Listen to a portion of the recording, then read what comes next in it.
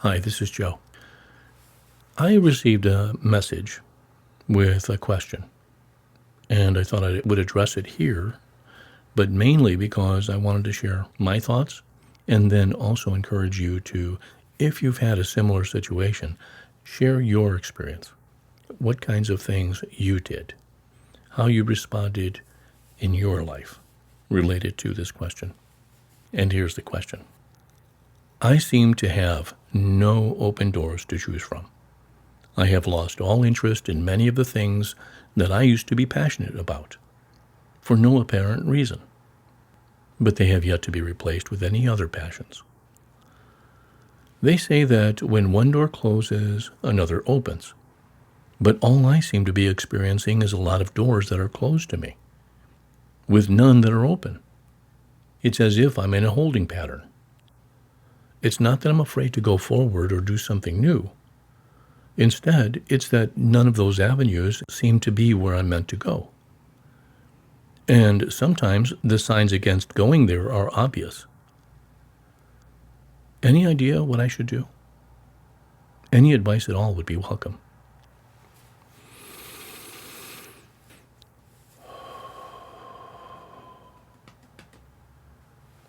It's funny, I always catch myself taking a deep breath after reading something and taking it in. Anyway, here's what came up for me. They didn't mention what their situation was in life. Do they have a roof over their head? Do they have food on the table? Can they pay their bills? Because this would make this situation quite urgent, critical, actually. In which case, go open those doors. Go open any door. Do what is necessary to keep a roof over your head, put food on your table, pay your bills. However, if you have all those things well in hand, and you're referring to something that relates to what you would like to do with your life that is meaningful to you, satisfying to you, as you describe as a passion, that's a different matter, right?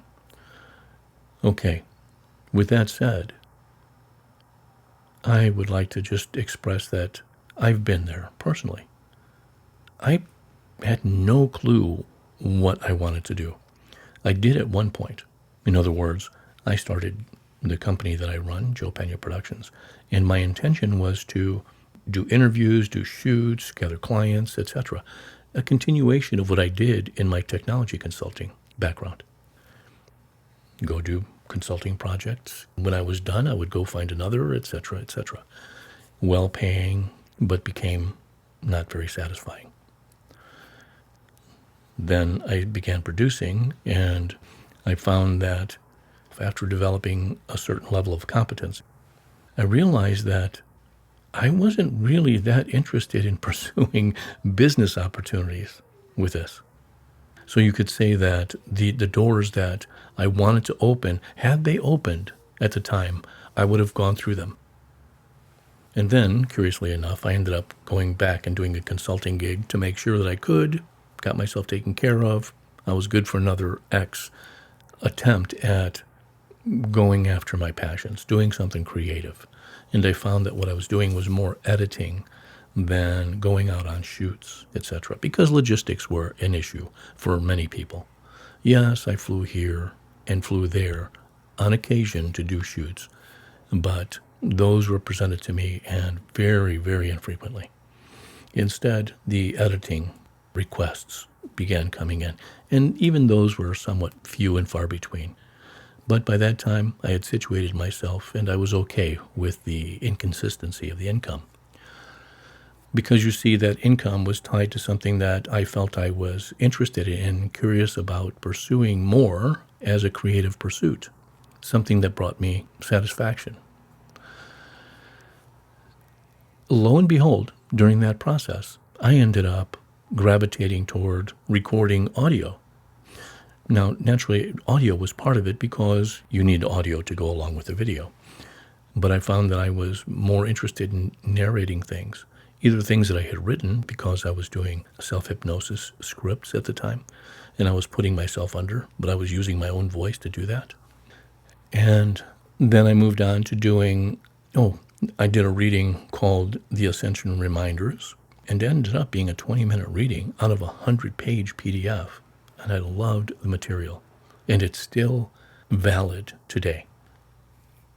All this while not having any external doors open to me. I was just doing what felt to me like something that would satisfy this desire to do something.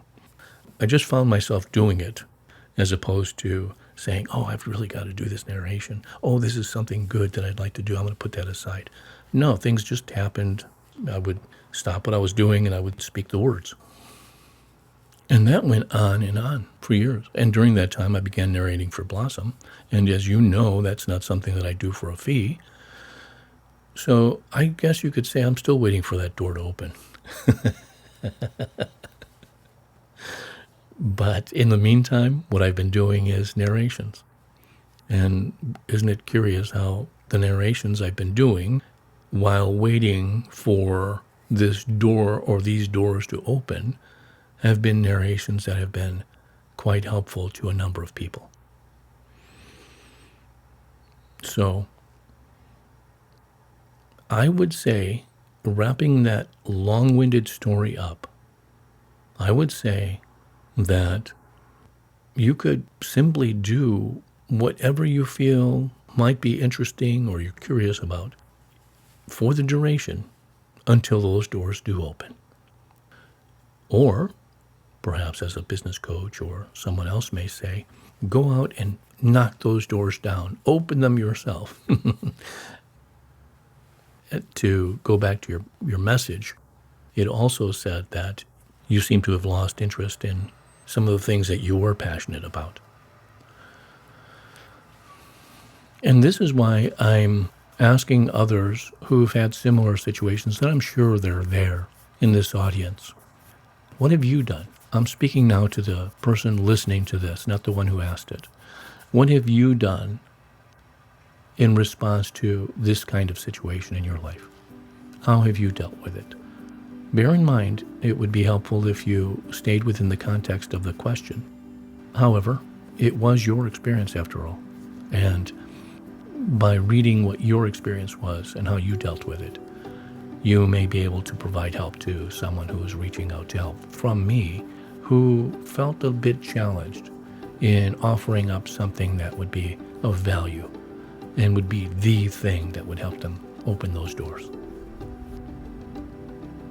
All right. Thanks for listening.